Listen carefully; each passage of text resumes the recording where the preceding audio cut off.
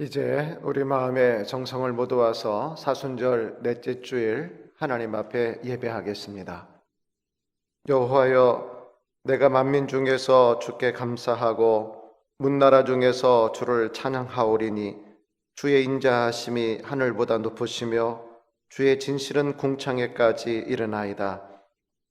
예배 받으시기 합당하신 하나님 아버지, 은혜 가득한 거룩한 주일 하나님 앞에 예배합니다.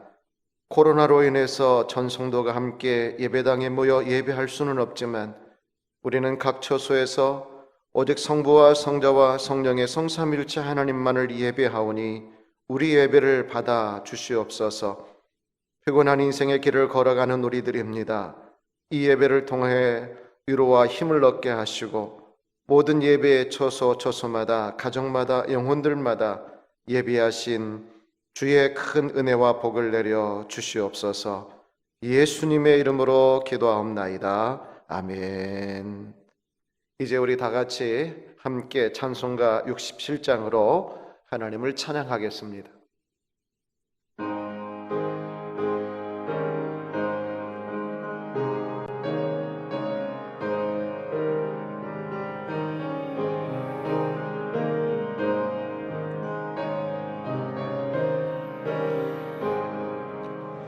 영광의 왕께 다 경배하며 그 크신 사랑 늘 찬송하라. 예수도 영원히 참방패시니 그 영광의 주를 다 찬송하라. 능력과 은혜 다 찬송하라. 그 옷은 햇빛 그 좁은 궁창 그 노래 소리로 준호하시고 폭풍의 날개로 달려가신다.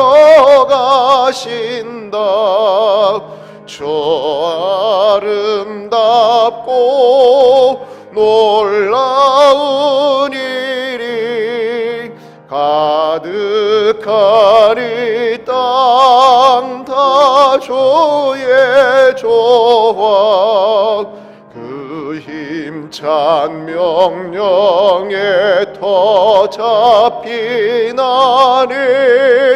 저 푸른 바다는 옷자락이라. 질그릇같이 연약한 인생 주 의지하여 늘 강건하리. 온 백성 지으신 만왕이시니 그 자비 영원히 변함없소라. 아멘.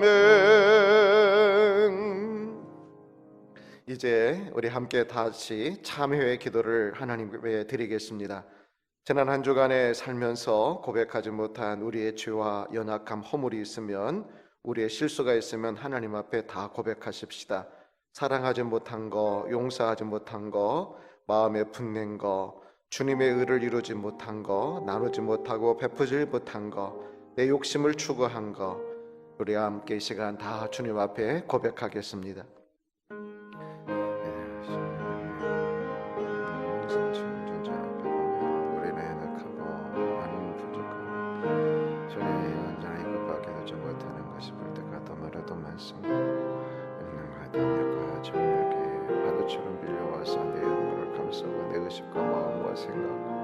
내 눈을 사로잡을 때가 너무나 많습니다. 주의를 이루지 못할 때가 얼마나 많은지, 사랑하지 못할 때 욕심 같은 욕으로 이끌어 나갈 때가 얼마나 많은지 주여 긍휼히 여기소서. 주인입니다. 연약한 자입니다. 허물 많은 백성입니다. 주님, 주께서 긍휼과 자비를 베푸시고 주님 내와 능력에 사주의 은혜를 베풀어 주옵소서. 아멘.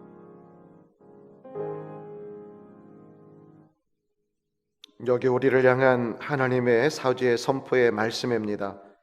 여호와께서 말씀하시되 오라, 우리가 서로 변론하자. 너희의 죄가 주홍 같을지라도 눈과 같이 희어질 것이요 진홍같이 붉을지라도 양털같이 희게 되리라. 아멘. 우리 함께 이 시간 교독문으로 함께 교독하겠습니다. 시편 145편의 말씀입니다. 왕이신 나의 하나님이여, 내가 주를 높이고 영원히 주의 이름을 송축하리이다. 내가 날마다 주를 송축하며 영원히 주의 이름을 송축하리이다. 여호와는 위대하시니 크게 찬양할 것이라. 그의 위대하심을 측량하지 못하리로다. 대대로 주께서 행하시는 일을 크게 찬양하며 주의 능한 일을 선포하리로다. 주의 존귀하고 영광스러운 위엄과 주의 기이한 일들을 나는 작은 소리로 읊조리리이다. 사람들은 주의 두려운 일의 권능을 말할 것이요 나도 주의 위대하심을 선포하리로다. 그들이 주의 크신 은혜를 기념하여 말하며 주의 의를 노래하리이다. 여호와는 은혜로우시며 긍휼이 많으시며 노하기를 더디하시며 인자하심이 크시도다. 여호와께서는 모든 것을 선대하시며 그 지으신 모든 것에 긍휼을 베푸시는도다. 여호와여, 주께서 지으신 모든 것들이 주께 감사하며 주의 성도들이 주를 송축하리이다. 아멘. 이 시간에 사도신경으로 우리 신앙을 하나님 앞에 고백하겠습니다. 나는 전능하신 아버지 하나님, 천지의 창조주를 믿습니다. 나는 그의 유일하신 아들 우리 주 예수 그리스도를 믿습니다.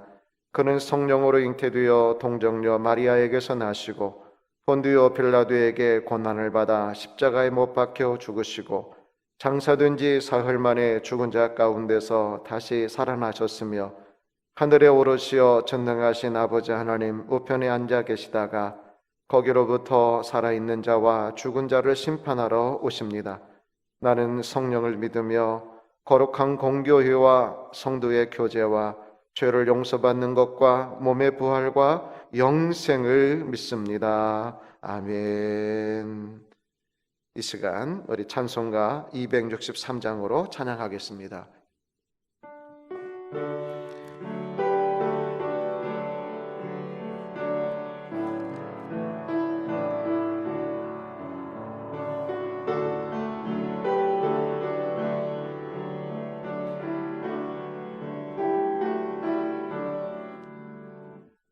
이 세상 험하고 나 비록 약하나 늘 기도 힘쓰면 큰 권능 얻겠네.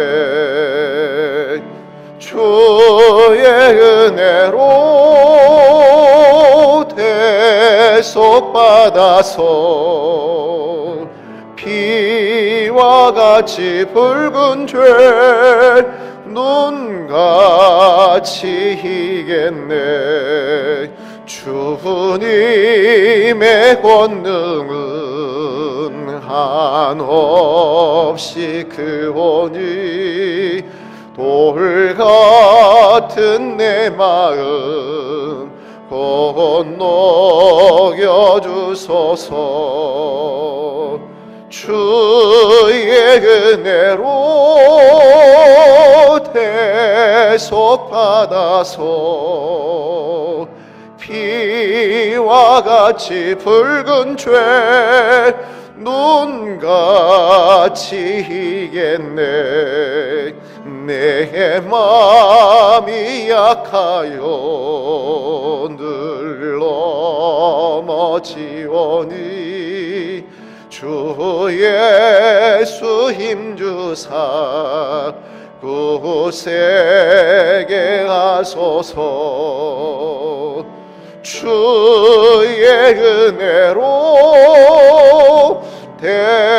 대속받아서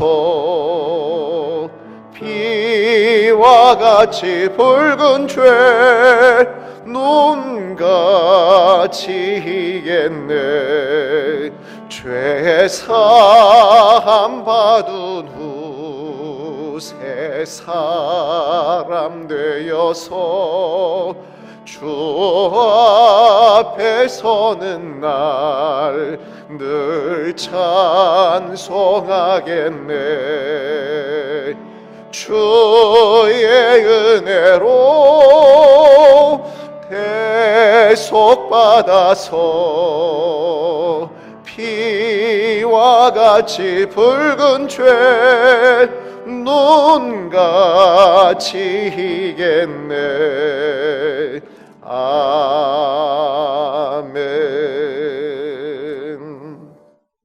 이 시간에는 우리 화면을 보시면서 함께 공동 기도문으로 하나님 앞에 기도하겠습니다.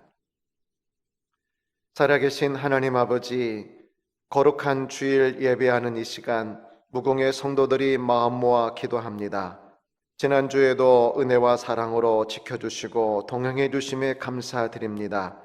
지난 세월을 돌이켜보면 보이지 않는 순간에도 주님의 선하신 손길이 우리와 우리 가정, 우리 교회와 이 민족 위에 함께 해주심을 확신하며 감사를 드립니다. 그럼에도 우리는 베풀어 주신 그 은혜를 잊고 사랑과 용서를 실천하지 못하고 절제와 경건으로 세상에 빛이 되지 못하고 탐욕과 욕심 가득한 삶을 살아왔음을 회개하오니 용서하여 주옵소서. 또한 우리는 지금 하나님께서는 창조하신 아름다운 이 세상의 질서와 법을 무너뜨리고 쾌락과 방종으로 나가고 있습니다. 이성은 마비되고 지성은 오염되었습니다. 주님 보시기에 추한 것을 아름답다 하고 주님께서 금하신 것들을 허용하며 참 생명의 법과 말씀과 질서에서 떠나고 있습니다. 이 모든 이 땅의 죄와 허물을 자복하오니 용서하여 주옵소서.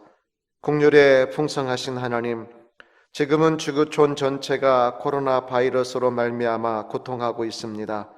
여기저기에서 들리는 탄식 소리에 귀 기울여 주시고 은혜와 긍휼을 베풀어 주시옵소서. 지금도 방역의 현장에서 수고하는 이들에게 힘을 주시고 위정자들에게는 지혜를 주시옵소서. 또한 이단의 거짓에 미혹당한 수많은 영혼들이 있습니다. 그들 눈을 열어주시어 바로 보게 하시고 주님의 교회 공동체로 가정으로 속히 돌아오게 하옵소서. 코로나 사태로 인해 자영업자들이 파산의 위기에 있고 사업체마다 경영에 큰 어려움 속에 있습니다. 또한 사회적 거리두기로 인해 소외되는 이웃들도 있습니다. 지도자들에게 지혜를 주시고 우리들에게도 은혜와 사랑의 마음을 내려 주시옵소서. 지금의 모든 아픔과 시련을 통해 주님 보시기에 가장 선한 것을 이루어 주시옵소서. 교회의 머리 되시며 기도를 들으시는 하나님, 주님의 몸된 묵은교회와 이 땅의 교회들이 세상의 빛과 소금의 역할을 회복할 수 있게 하시고 신앙의 근본으로 돌아가 거룩한 영성을 회복하고 세상을 구원하는 하나님의 능력이 되게 하옵소서. 우리 묵은교회도 하나님께서 가장 기뻐하시는 성경적인 바로 그 교회를 이루어 주님의 큰 기쁨이 되고 주님의 영광을 비추게 하옵소서. 우리 교회와 가정의 다음 세대가 주님을 뜨겁게 만나고 이들을 통해 하나님의 나라가 이루어지게 하옵소서. 예배 받으시기에 합당하신 하나님 아버지, 지금 우리는 사회와 이웃을 위해 선교적이며 공적인 역할을 위해 가정에서 영상으로 예배하지만 예배당에서 온 성도가 함께 모여 예배할 날을 사모하오니 그날을 앞당겨 주시옵소서. 우리는 영광스러운 성도입니다. 삶이 때로 힘들다 해도 우리 입에는 찬양과 기도가 가득하도록 은혜를 베풀어 주시고 예배하는 우리 가정과 가족에게 이 나라와 열방 위에 신령한 복을 내려 주시옵소서. 우리를 구원하시기 위해 이 땅에 오셔서 고난받으신 예수님의 이름으로 기도드립니다. 아멘. 이 시간에 우리 하나님 앞에 봉헌할 때에 날 구원하신 주 감사 이 찬양 부르시면서 1절만 부르시면서 봉헌하시겠습니다.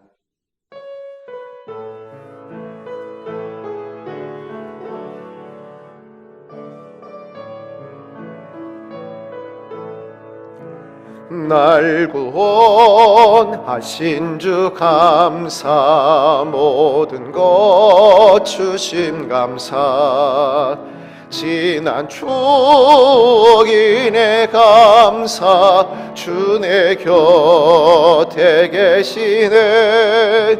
향기로운 몸철의 감사, 외로운 가을 날 감사, 사라진 눈물도 감사, 나의 영혼 평안해.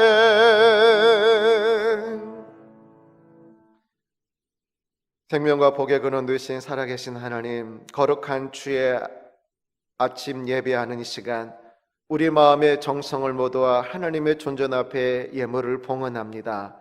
11조 예물, 주정 예물, 감사 예물, 선교와 구제의 예물과 또 새성전 예물로 이런저런 감사의 마음을 담아 하나님 앞에 드리는 이 모든 예물들을 기쁘게 받으시고, 하나님께서는 하늘의 문을 열어주셔서 복되게 하시되 우리 가정마다, 직장마다, 사업마다 힘들고 어려운 상황 가운데서도 크신 은혜를 베풀어 주시옵시며, 수고하고 땀 흘리는 그 모든 수고의 아름다운 열매가 맺어질 수 있도록 은혜를 베풀어 주시옵소서.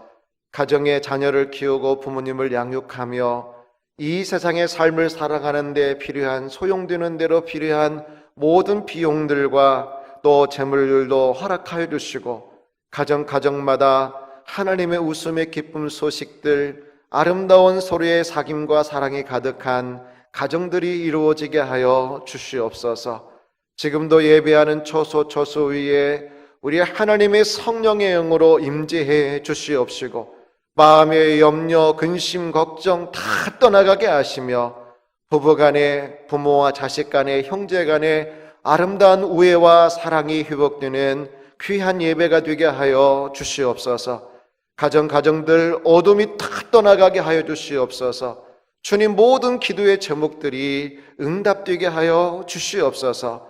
주의 큰 기쁨으로 예배하는 교회 위에, 온 열방 위에 우리 하나님의 영광으로 덮어 주시옵소서. 예수님의 이름으로 기도하옵나이다. 아멘. 할렐루야.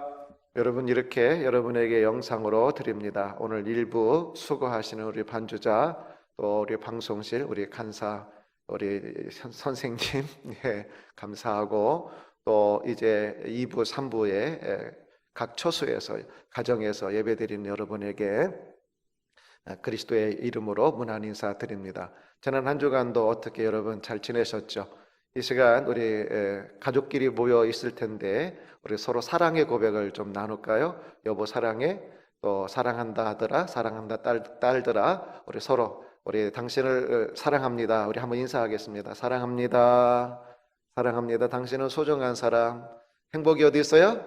지금 여기. 행복이 바로 여기 있습니다. 하나님의 축복이 어디 있습니까? 바로 이 시간, 이 순간, 이 자리가 하나님의 놀라운 축복과 사랑의 현장일 줄 믿습니다. 지난 한 주간 또 여러 가지 이 코로나 사태가 회복이 되지 아니하고 또 계속해서 기승을 부리고 있습니다. 어쩔 수 없이 우리가 이렇게 영상으로 예배를 드리지만 본래의 예배는 우리 함께 모여서 예배하는 것임을 잊지 마십시다. 각각의 처소에서, 가정에서 예배를 드리지만 마음과 정성을 다하여 하나님 앞에 예배할 수 있기를 바랍니다. 지난 한 주간에도 특별한 교회 소식을 얻고, 한 가지는 우리 박경혜 집사님, 박인경 집사님 아버님께서 하나님 부르심을 받아서 장례 중에 있음을 여러분에게 알려드리고, 상황이 허락하면 이렇게 저렇게 여러 가지 위로의 그런 소식들을 서로 나눌 수 있기를 바랍니다. 계속해서 우리가 새벽기도회나 수요기도 이런 우리 공적으로 모일 수는 없지만 개인적으로 또 가정적으로 정오 1분 기도, 그 다음에 가족과 성경을 통독하면서 저녁 9시 기도에 꼭 가져주시고, 성전 예배에서는 이룰 수 없는, 가정에서 많이 맛볼 수 있는 그러한 하나님의 은혜를 여러분 그렇게 누리시고 또 그 은혜가 넘치는 그러한 이런 때가 될 수 있기를 바랍니다. 주님의 은혜가 여러분 모두에게 함께 하시기를 축복합니다. 감사합니다. 이 시간 우리에게 주신 하나님의 말씀, 오늘은 에레미야 18장의 말씀입니다. 에레미야 18장 1절에서 12절의 말씀, 저와 여러분 한 절씩 같이 교독하겠습니다. 에레미야 구약성경 에레미야 18장 1절에서 12절의 말씀 교독하겠습니다. 여호와께로부터 에레미야에게 임한 말씀에 이르시되 너는 일어나 토기장이의 집으로 내려가라. 내가 거기에서 내 말을 내게 들려주리라 하시기로, 내가 토기장이의 집으로 내려가서 본즉 그가 농로로 일을 하는데 진흙으로 만든 그릇이 토기장의 손에서 터짐에 그가 그것으로 자기 의견에 좋은 대로 다른 그릇을 만들더라. 그때 여호와의 말씀이 내게 임하니라. 이르시되 여호와의 말씀이니라. 이스라엘 족속아, 이 토기장이가 하는 것 같이 내가 능히 너희에게 행하지 못하겠느냐. 이스라엘 족속아, 진흙이 토기장이의 손에 있음같이 너희가 내 손에 있느니라. 내가 어느 민족이나 국가를 뽑거나 부수거나 멸하려 할 때에 만일 내가 말한 그 민족이 그의 악에서 돌이키면 내가 그에게 내리기로 생각하였던 재앙에 대하여 뜻을 돌이키겠고, 내가 어느 민족이나 국가를 건설하거나 심으려 할 때에 만일 그들이 나 보기에 악한 것을 행하여 내 목소리를 청종하지 아니하면 내가 그에게 유익하게 하리라고 한 복에 대하여 뜻을 돌이키리라. 그러므로 이제 너는 유다 사람들과 예루살렘 주민들에게 말하여 이르기를, 여호와의 말씀에 보라, 내가 너희에게 재앙을 내리며 계책을 세워 너희를 치려하노니 너희는 각기 악한 길에서 돌이키며 너희의 길과 행위를 아름답게 하라 하셨다 하라. 같이 보시겠습니다. 그러나 그들이 말하기를 이는 헛되니 우리는 우리의 계획대로 행하며 우리는 각기 악한 마음이 완악한 대로 행하리라 하느니라. 아멘. 오늘 말씀은 토기장이의 집에서 들린 음성이라고 하는 그런 제목의 말씀입니다. 지난 목요일 이 바람이 엄청 세게 불었는데 태풍급의 바람이었다라고 그래요. 정말 어마어마했어요.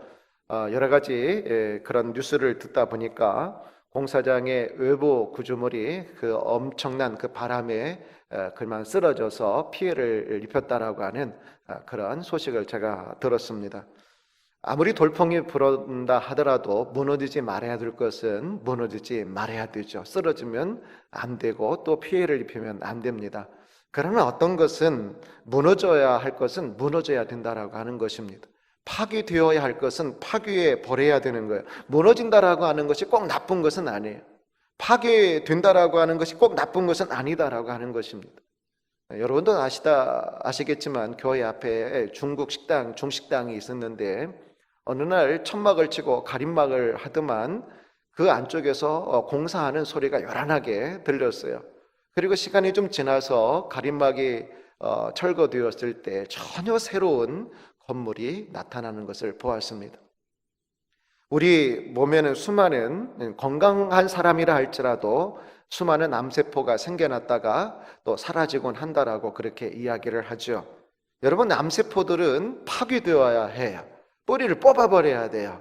그것이 제대로 정상적으로 안 되면 항암 치료를, 그 엄청난 그 고통스러운 항암 치료를 받든지 또 방사선 치료까지도 해서라도 뿌리 뽑아야 되죠. 그 과정 속에는 부작용이 있을 수 있습니다. 머리가 빠질 수가 있고 또 미식거려서 밥을 한 숟가락도 입에 넣을 수가 없고, 그리고 면역력이 떨어지고 갑자기 열이 올라서 그렇게 여러 가지 생리적인 밸런스가 깨져서 엉망인 그런 몸의 모습들을 보기도 하고, 머리가 빠지고 몰골이 흉한 그런 모습을 거울로 바라보면서 자괴감에 빠지기도 하고 우울감과 상실감을 겪기도 하죠. 엄청난 고통의 때를 지나가게 됩니다. 그러나 그 모든 것은 이 암세포를 파괴하기 위한 그런 선한 과정 속에서 일어나는 그런 일들입니다. 존재하는 모든 것이 다 선하고 유익하고 아름다운 것은 아니다라고 하는 거예요. 뽑고 파괴해야 할 것이 있어요. 개인이든지 사회든지 역사 속에서 생성과 이 소멸이라고 하는 거, 세움과 파괴해버리는 것의 연속인 것 같습니다. 어쩌면 그것이 삶이고 역사죠. 근데 중요한 것은 누가 그 일을 하느냐, 누가 그것을 기준 삼느냐, 누가 그 때를 정하고 누가 그 방법을 결정하느냐 하는 것인데, 여러분, 하나님이십니다.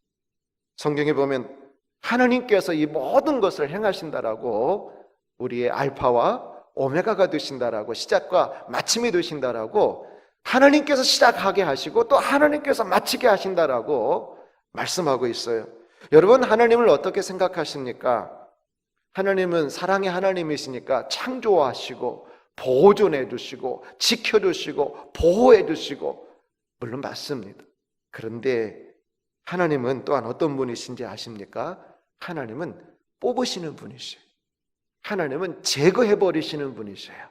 하나님께서는 가혹하게 멸하시는 분이시다라고 하는 거예요. 하나님은 창조하시고 생성하시고 보존하시는 하나님이실 뿐만 아니라 하나님은 뽑아버리시고 무너뜨리시고 파멸하시는 분이시다라고 하는 말씀입니다.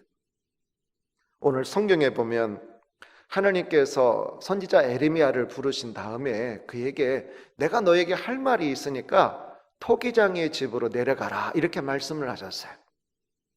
이 에레미야는 20살이라고 하는 젊은 나이에 하나님의 선지자로 부름 받았는데 예루살렘이 멸망하기까지 4명의 왕을 그가 거치면서 선지자 역할을 하는데, 그의 눈으로 직접 예루살렘이 멸망당하고 성전이 무너지는 것을 그가 목격하는 정말 남유다 역사의 가장 최악의 상황을 그가 목도하면서 선지자 역할을 했던 인물이 에레미야 선지자예요. 이 에레미야 선지자는 당시 이 유다 백성들에게 하나님의 멸망을 선포해요.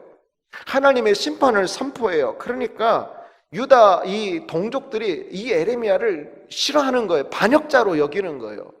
그래서 감옥에 갇히고 그를 때리고 그에게 이 반역자라고 하는 낙인을 찍어서 철저하게 핍박을 했던, 또 핍박을 당했던 인물이 이 에레미야인데, 이 에레미야가 하나님의 말씀에 순종해서 토기장이 집으로 탁 내려가니까 마침 그때 토기장이가 작업을 하고 있었어요. 농로 위에다가 뭔가 그릇을 만드는 도구잖아요. 그걸 발로 돌려서.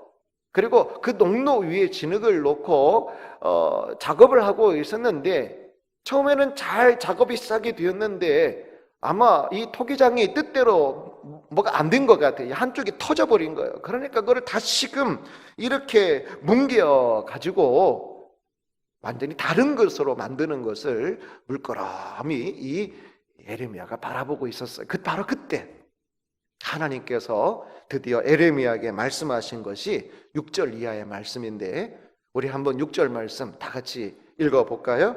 시작. 여호와의 말씀이니라.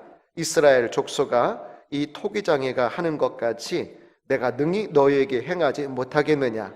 진흙이 토기장의 손에 있음같이 너희가 내 손에 있느니라. 진흙이 토기장의 손에 있는 것 같이 이스라엘 너의 나라 운명, 유다 너의 운명, 그뿐만 아니라 더 나아가서 모든 열방, 모든 민족들에게 내가 이 토기장이가 진흙에게 하듯이 능히 할 수가 있다라고 그렇게 말씀을 하시는데, 더 나아가서 7절과 9절의 말씀도 그런 거예요. 내가 어느 민족이나 국가를 뽑거나 부수거나 멸하려 할 때, 이렇게 되어 있잖아요. 9절의 말씀은 뭐예요? 내가 어느 민족이나 국가를 건설하거나 심으려 할 때라고 그렇게 말씀하고 있어요. 오늘 이 토기장이의 이 집에서 하나님께서 말씀하시는 이 내용의 핵심은 뭐냐면 하나님의 주권이죠. 진흙이 토기장의 손에 있음 같이 너희가 내 손 안에 있다.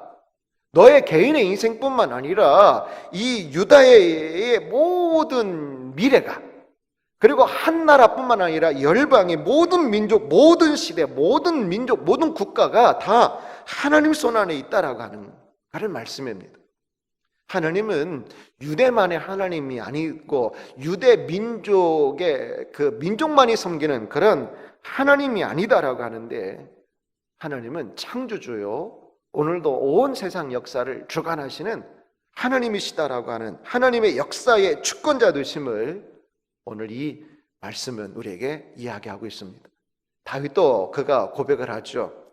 여호와여, 광대하심과 권능과 영광과 승리와 위엄이 다 주께 속하여 싸우니 천지에 있는 것이 다 주의 것이로소이다. 여호와의 주권도 주께 속하여 싸우니 만물이 다 만물의 머리가 되신다라고 역대상 29장에 이 다윗이 그렇게 고백을 하고 있습니다. 모든 것이 다 주의 것이다. 개인이든 나라든 또 시대와 어떤 세대든지 오늘과 내일의 흥망성쇠가 누구의 손에 달려있느냐? 이 하나님의 손, 하나님의 주권에 있다라고 하는 거예요. 여러분, 그런데 이것이 하나님께서 막 모든 사람들, 모든 민족을 그냥 탁 속박을 하고 그들이 막 다 굴종하기를 원하는 그런 의미가 아니에요. 우리의 참 주인이 무엇인지, 진정한 그분의 뜻과 그분을 향한 삶이 아니면 안 된다라고 하는 그런 것을 우리에게 지금 말씀하고 있는데, 진정한 삶의 가치가 뭐냐? 진정한 역사의 의미가 뭐냐? 진정한 한 세대의 참다운 의미가 뭐냐? 하나님을 향하여 하나님의 뜻 안에서라고 하는 말씀인 것입니다. 그런데 여러분, 예나 지금이나 사람들은 어떻습니까? 내 인생은 내가 주인인 것처럼 그렇게 우리는 여기면서 자신이 이 시대와 역사의 주인이 되는 것처럼, 주인공인 것처럼 착각하면서 그렇게 살아가지 않습니까? 그러한 세대 속에서 우리는 분명히 우리 신앙을 고백할 수 있어야 됩니다. 무엇입니까? 하나님만이 모든 세상, 모든 시대, 모든 역사의 주관자가 되신다. 여러분, 이 신앙으로 우리가 굳건하게 쓸 수 있기를 축복합니다. 한편 이 하나님의 주권이 어떻게 이 세상에 나타날까요? 오늘 말씀을 보면 건설하고 심으심으로 하나님의 주권이 나타날 뿐만 아니라 부수고 또 뽑고 파멸하시는 그런 행위로 하나님의 주권이 나타나고 있다라고 하는 것입니다. 어느 민족이든지 어느 국가든지 하나님은 뽑아버리신다라고 하는 거예요. 하나님은 파멸해버리신다라고 하는 거예요. 반대로 또 하나님은 어느 국가든지 어느 세대든지 어느 민족이든지 건설하시고 심으신다라고 하는 거예요. 그런데 어떻게 이 하나님의 건설하심과 또 뽑으심, 또 파멸하심의 그 기준이 무엇인가? 오늘 성경의 말씀은 분명히 우리에게 말씀하고 있는데, 하나님 보시기에 아름다운가? 악이냐? 그렇지 않으냐? 이거예요. 10절의 말씀에 보면 그들이 나 보기에 악한 것을 행하여 내 목소리를 청종하지 아니하면, 나 보기에 악한 것을 행하여 라고 그렇게 말씀을 하고 있습니다. 악이냐 선이냐를 판단하시는 그 기준이 누구냐? 하나님이시다라고 하는 거예요. 나 보기에, 누구 보기에요? 내 인간 보기에가 아니라 하나님 보시기에, 여론이 아니라 하나님 보시기에 라고 하는 거예요. 하나님 보시기에, 악이냐 선이냐를 판단하는 거는 하나님이시다라고 하는 거예요. 그런데 그 기준을 사람들은 모르느냐? 아니에요. 알고 있다라고 하는 거예요. 우리가 7절과 9절의 말씀에 보면 어느 민족이든지 국가든지 라고 그렇게 말씀하고 있잖아요. 그런데 이 말씀 속에는 언제든지 라고 하는 그런 의미가 들어있어요. 어느 시대, 어느 국가든지, 어느 시대, 어느 민족이든지 하나님 보시기에 악한 것을 행하며 내 목소리를 청종하지 아니하면, 그러니까 모든 시대 속에 어느 민족에게든지 하나님은 당신의 목소리를 들려주시고 계시다라고 하는 거예요.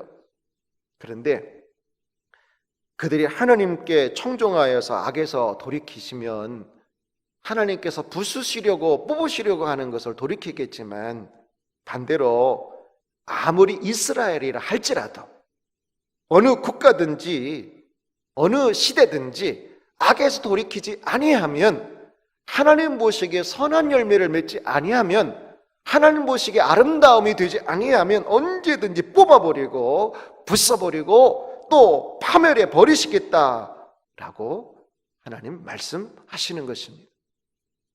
여러분, 이것은 하나님의 실패를 의미하는 것이 아니에요.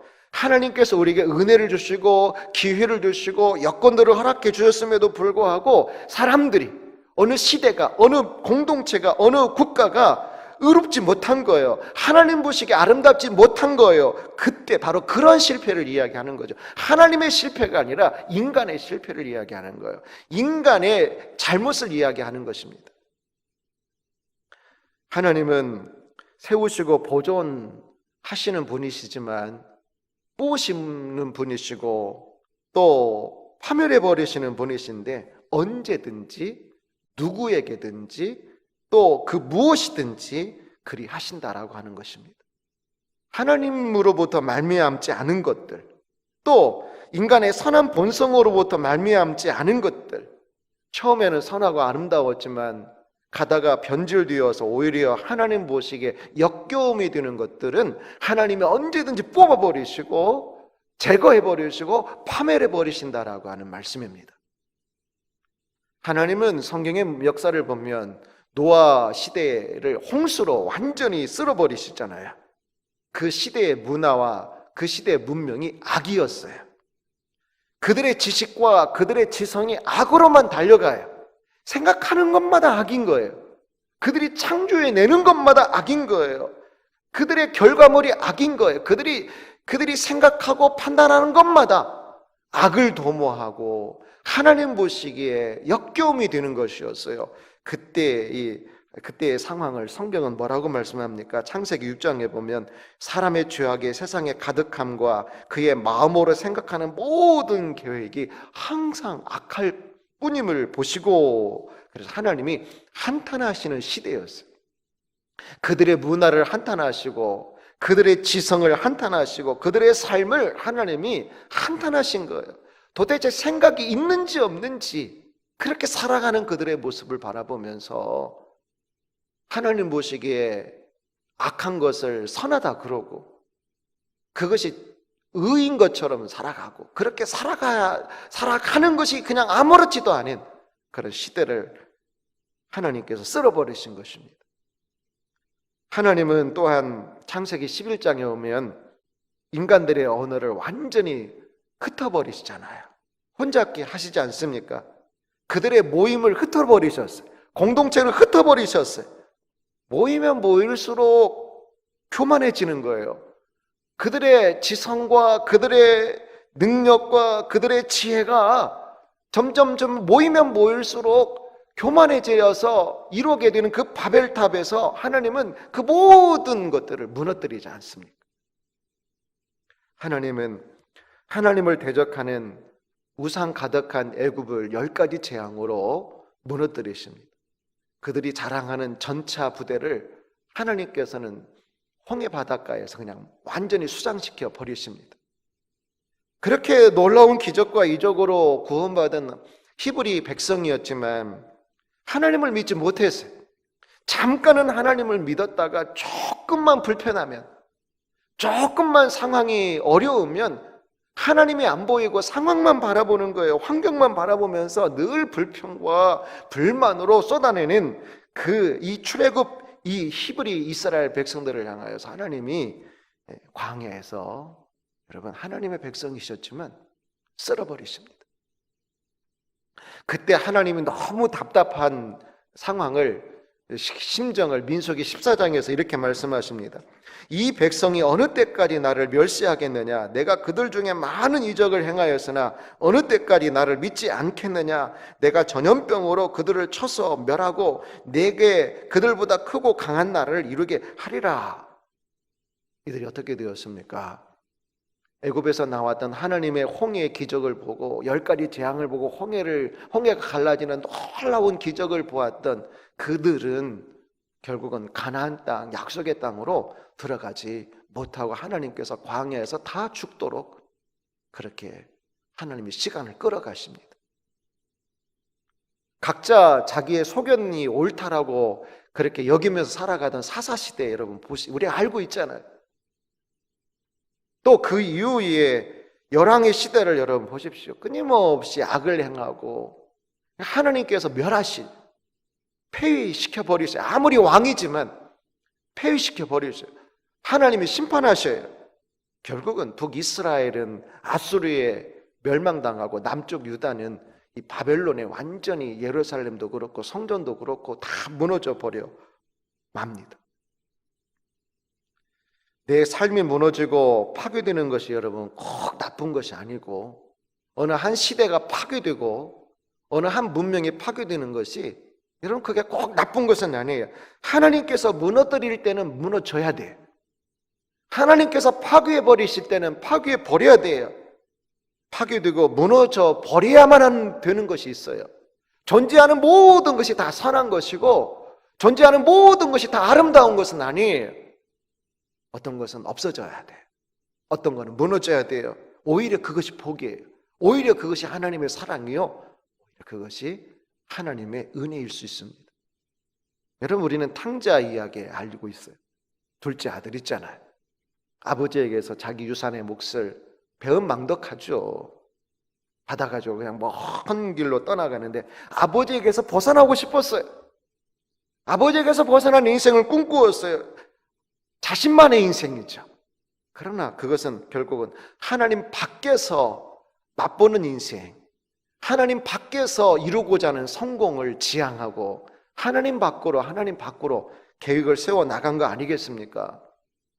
결국 그는 그의 인생이 파괴됩니다.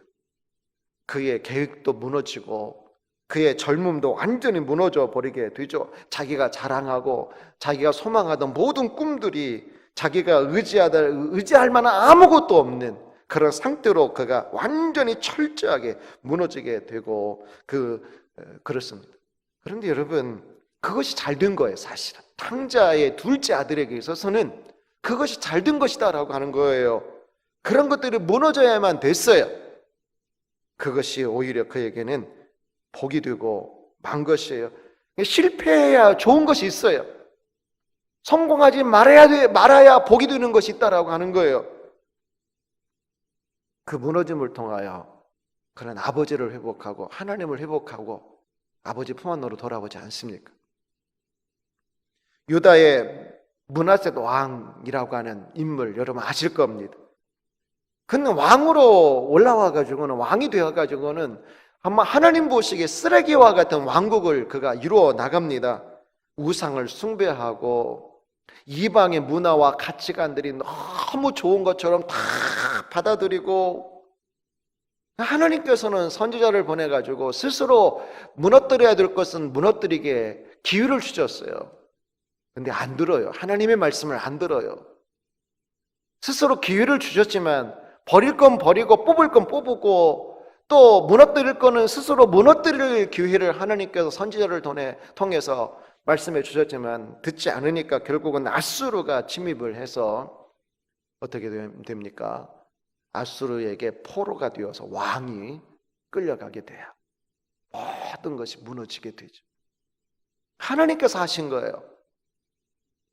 여러분, 예수님께서도 이 땅에 오셔서 하신 일 중에 한 가지가 무엇인지 아십니까? 뒤집어 엎어버리는 것이었어요. 뽑아버리시는 것이었어요. 무너뜨리시는 것이었어요. 무엇을 그랬어요? 성경을 잘못 인용하고 있는 당시의 유대교를, 당시의 교만과 외식으로 가득한 바리새인들을 향하여 완전히 질책을 하잖아요. 화했을진저, 이건 무슨 뜻입니까? 이 멸망받을, 이런 뜻이에요. 강도의 소굴로 변질되어 버리는 이 예루살렘 성전을 향하여서도 우리 하나님께서, 예수님께서 안타까워하시면서 성전에 들어가서 그냥 상을 뒤집어 엎어버리시잖아요. 세계 기독교 역사 속에서도 여러분, 하나님은 늘 세우기만 하시는 분이 아니에요. 하나님은 늘 언제나 사랑으로 보호만 하시는 분이 아니시고 역사 속에서 하나님은 때로는 파멸해 버리셔요. 완전히 심판하셔요. 무너뜨려 버리신다라고 하는 거예요. 여러분, 지금도 하나님은 그러시는 분이시죠. 언제든지 그러실 수 있고 누구든지 그럴 수 있고 그 무엇이든지 어떤 방법을 통해서라도 하나님은 그러실 수 있는 분이신데 오늘날도 예외는 아니다 이거예요. 중요한 것이 있어요. 쓰러질 때, 하나님께서 무너뜨릴 때 하나님 쪽으로 우리가 쓰러지자 이거예요. 떨어지더라도 하나님 품 안으로 떨어져야 돼요. 탕자가 그랬어요. 그래도 아버지 하나님의 사랑과 그 은혜가 완전히 무너지는 일보 직전, 그 무너지는 이제는 자기 목숨 그거 하나 완전히 그것밖에 남지 않은 그런 상황 가운데 쓰러지기 일보 직전에 그의 마음속에 아버지, 그 풍성하신 아버지가 떠오른 거 아니겠어요? 그리고 터벅터벅 먹지 못해서 얼마나 힘들었을까. 그가 그 아버지 품 안으로 터벅터벅 발걸음을 옮기고 그 품 안에 쓰러지잖아요. 그러자 하나님은 그 아버지를, 하나님을 의미하는 그 아버지가 어떻게 하십니까? 살찐 그 송아지, 준비 누연 그 송아지, 자식이 나타나면, 자식이 돌아오면, 둘째 아들이 돌아오면 잔치를 벌일 그 송아지, 준비해놓은 그 송아지예요. 성경에 보면 그 송아지를 준비해서 잡고 가락지를 끼워주고 신발을 다시금 입히고 입 맞추고, 무슨 뜻인지 아십니까? 아들의 주기를 회복시켜 주셨다라고 하는 거예요. 므낫셋은 왕이었어요. 왕이 되어가지고, 한 나라의 왕이 되어가지고 포로로 끌려갔으니 여러분, 이게 무슨 이런 얼마나 처량합니까? 그런데 그가 모든 것이 쓰러지는 그 상황 가운데서 하나님 품 안으로 그가 쓰러지는 거 여러분 아십니까? 역대하 33장에 보면 그래요. 바벨론의 포로로 끌려가서 그 환난 속에서 성경이 그렇게 이야기하고 있어요. 그가 환난을 당하여 그의 하나님 여호와께 간구하고, 무슨 뜻입니까? 하나님 품 안으로 쓰러졌다라고 하는 거예요. 성경은 증언합니다. 하나님이 그의 기도를 받으시고 그의 간구를 들으시사 결국 그가 다시금 예루살렘으로 돌아오도록 하나님께서 역사를 하시고 왕으로 다시금 돌아와서 왕이 됩니다. 오늘 본문으로 돌아가 보면 4절에 보면 그런 말씀이 있습니다. 진흙으로 만든 그릇이 토기장의 손에서 터짐에, 이 터진다라고 하는 의미 속에는 썩어버린다 이런 의미도 있어요. 13장에 보면 하나님이 어느 날 예레미야 이 선지자에게 띠를 사라 그러죠. 허리에 띠는 띠를 사라고 그러신 다음에 그 띠를 유브라데 강, 멀리 떨어져 있는 유브라데 강가에 숨기라 그렇게 말씀하셨어요. 바위 틈에 숨기라고. 그래요. 순종했어요. 그리고 돌아왔지요. 시간이 좀 지났어요. 그런데 하나님께서 이 예레미야 13장에 그 숨겨놓은 그 띠를 가져오라 이렇게 말씀하십니다. 그러니까 예레미야가 가서 그 숨겨놓았던 그 띠를 이렇게 들추어 보니까 그만 그 띠가 습기해서 그랬는지 모르겠습니다만 다 썩어버린 거예요. 쓸 수 없게, 띠 역할을 할 수 없게 되어버린 거예요. 그 이후에 하나님께서 바로 그곳에서 또 말씀하시죠. 내가 유다의 교만과 예루살렘의 큰 교만을 이같이 썩게 하리라. 이 악한 백성이 내 말을 듣기를 거절하고 그의 마음에 완악한 대로 행하여 다른 신들을 따라 그를 섬기며 그에게 절하니 그들이 이 띠가 쓸 수 없음같이 되리라. 그게 바로 예레미야 13장 9절 10절의 말씀이에요. 그런데 11절의 말씀에 보면은요, 이런 말씀이 기록되어 있어요. 하나님께서 유다와 예루살렘을 당신의 허리띠처럼, 하나님께서 유다와 이 예루살렘, 하나님의 백성들을 당신의 허리띠처럼 사용하기를 원하셨다라고 하는 거예요.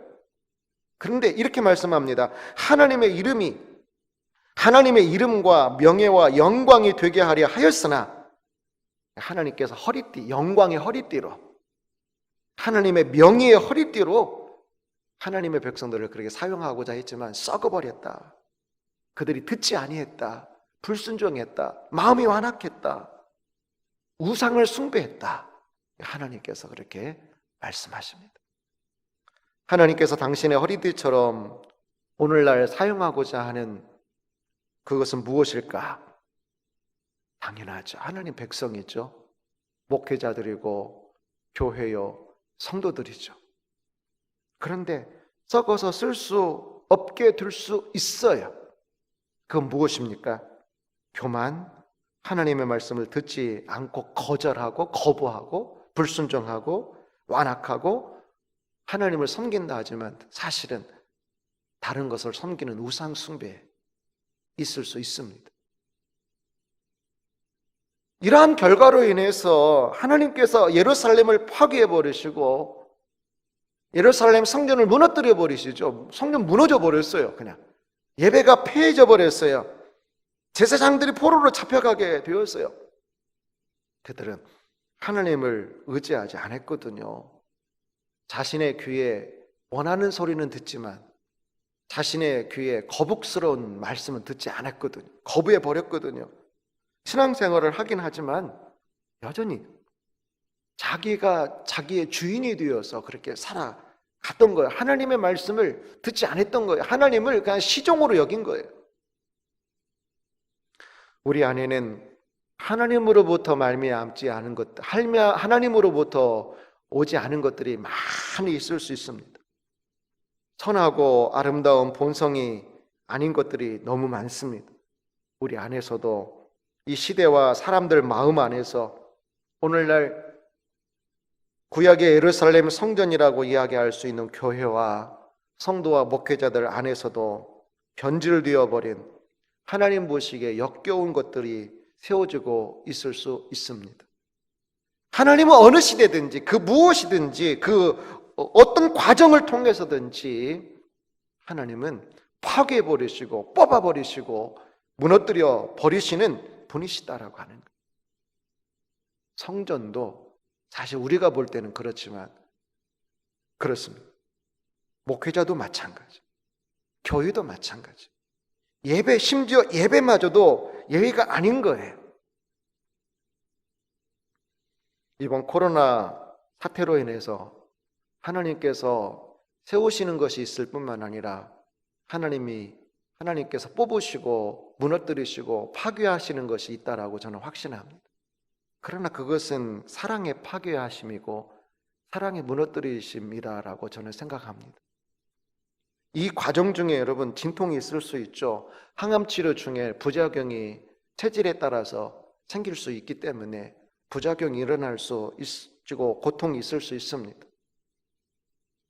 어느 한쪽을 비난하고 비판하여서 갈등하고 정죄하는 그것은 하나님의 뜻이 아니다라고 생각을 합니다. 나는 성전 예배를 드리는 교회니까 진짜 참된 교회고 우리는 영상 예배를 드리니까 뭔가 좀 신앙으로 뒤진 교회고 이런 생각 가지고 있다라고 하면 그건 교만이죠. 교만은 영적인 암덩어리와 같습니다. 그렇게 해서 성도가 성도 간에 나뉘어진다든지 교회와 교회 간에 나뉘어진다든지 이건 하나님의 뜻은 아니다라고 생각합니다. 또한 이렇게 영상 예배를 드리니까 굳이 차 타고 오지 않아도 되고 그저 집안에서 편안하게 쉽게 신앙생활을 하게 된다. 점점 신앙이 나태해지고 점점 편한 생활, 쉬운 생활, 신앙생활을 한다라고 하는 거, 그런 신앙생활을 세우면 이것 또한 안 되는 거예요. 지금 우리가 드리는 예배는 과정이고 하나님께서 헐어버리시고 하나님께서 세우시는 과정 속에 일어나는 부작용일 뿐이지, 여러분 예배의 원본은 무엇인지 아십니까? 함께 모여서 집사님 반가워요, 잘 있었어요? 예, 반가워요, 아유 기도하고 있어요. 그러면서 서로 교제하고 함께 찬양하고 함께 기도하고, 바로 그것이, 그래서 여러분 저는 이 기간이 끝나면 저는 또다시 주일 성수를 강조할 거예요. 저는 주일 예배를 또 강조할 거예요. 교회당에서 함께 드리는 예배를 저는 변함없이 강조할 것이에요. 뽑으시고 부수시고 파괴하시는 이때에 여러분, 우리 하나님 바깥쪽으로 쓰러지면 안 돼요. 하나님 안쪽으로, 하나님 품 안으로 쓰러져야 되는데 그것이 무엇입니까? 더 참되게 예배하고 예배를 더 갈망하고 집에서 드리니까 편하나 이거 아니라 어서 속히 내가 함께 나아가서 온 성도가 예배 드리는 그날을 내가 기다린다라고 하는 예배를 더 사모하고 말씀을 더 사모하고 기도를 더 사모하고 더 순종하고 더 충성하기를 교회를 더 사랑하고 성전을 더 사랑하는 쪽으로 우리가 쓰러져야 된다라고 하는 육신의 나태와 게으름 그 욕구 쪽으로 쓰러지는 것이 아니라 편안하다 좋다 이것이 아니라 성령께서 이끌어 가시는 방향으로 우리 모두가 쓰러져야 됩니다. 사랑하는 여러분, 저 높은 곳으로 우리가 쓰러지자라고 하는 거예요. 저 낮은 곳으로 쓰러지는 것이 아니라 상황은 변할 수 있어요. 상황이 무너질 수 있어요. 내 인생이 무너질 수 있지만 내 영혼의 거룩한 믿음의 날개짓을 높이 해서 주님 품 안으로 나가는 저 우리 모두가 될 수 있기를 축복합니다.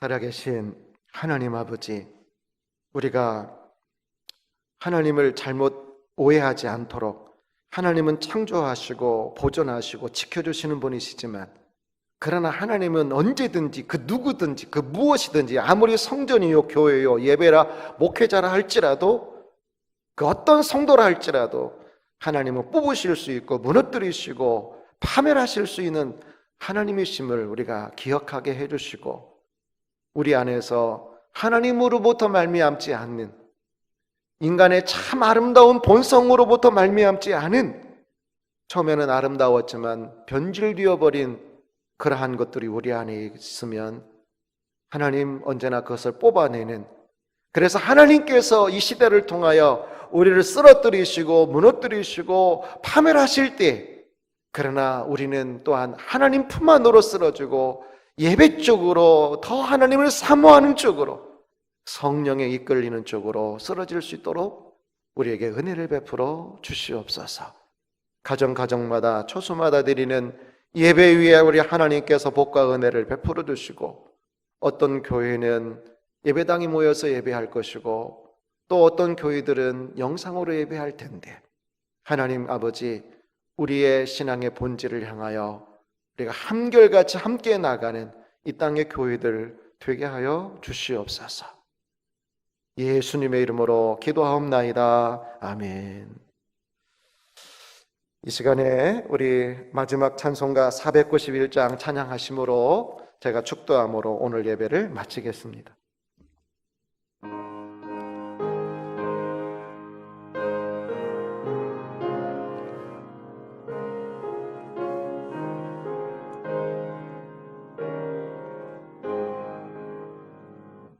저 높은 곳을 향하여 날마다 나아갑니다. 내 뜻과 정성 모아서 날마다 기도합니다. 내 주여 내 맘 붙드사 그곳에 있게 하소서. 그곳은 빛과 사랑이 언제나 넘치옵니다. 괴로움과 죄가 있는 곳 나 비록 여기 살아도 빛나고 높은 저곳을 날마다 바라봅니다. 내 주여 내 맘 붙드사 그곳에 있게 하소서. 그곳은 빛과 사랑이 언제나 넘치옵니다.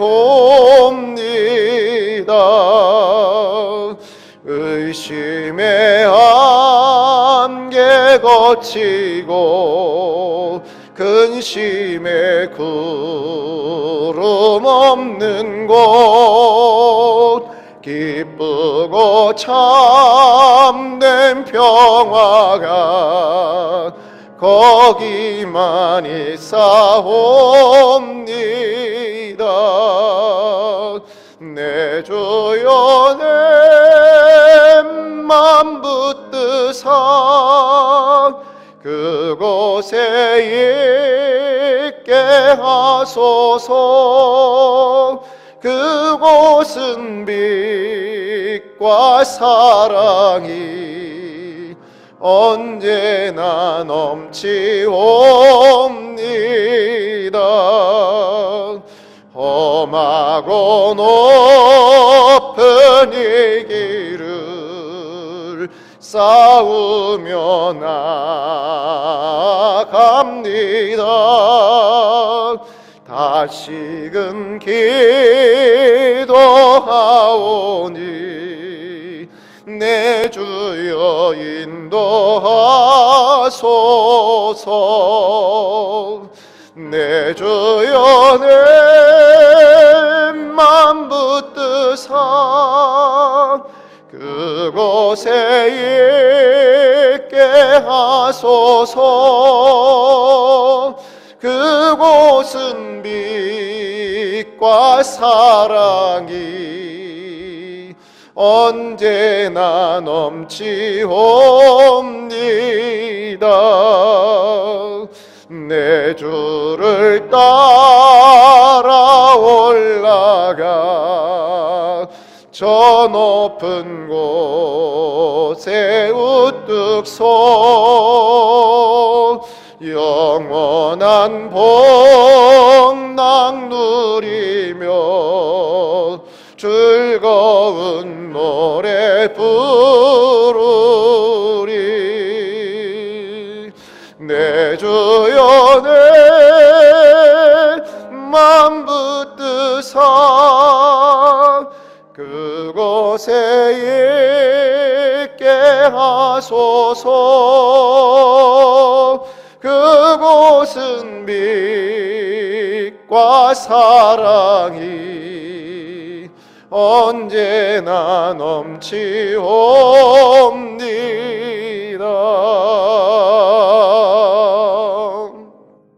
한 주간도 주의 은혜 안에 거하시기를 바랍니다. 이제는 우리의 영원한 역사의 주인이 되시고 주권자가 되시는 예수 그리스도의 은혜와 하나님 아버지의 무한하신 사랑하심과 성령의 감동 감화하심이 오늘도 함께 예배하는 우리 무궁의 모든 성도들과 가정들 위에, 이 나라 이 민족과 열방 위에, 북녘의 성도들 위에 영원히 함께 하옵시기를 간절히 축원하옵나이다. 아멘.